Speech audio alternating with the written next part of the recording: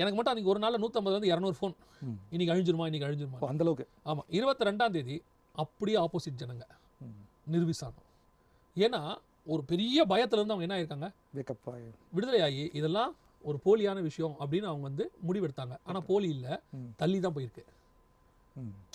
பைபிளில் டேட் கொடுக்கல. கரெக்ட்.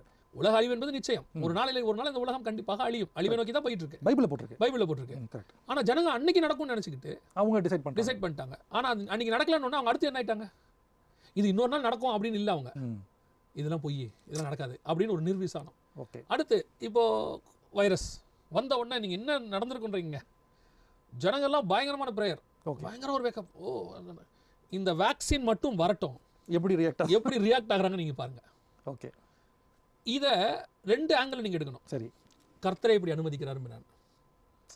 நீங்கள் இப்படி வரீங்க, அதாவது கிரைஸ்டே இந்த மாதிரி ஒரு புலி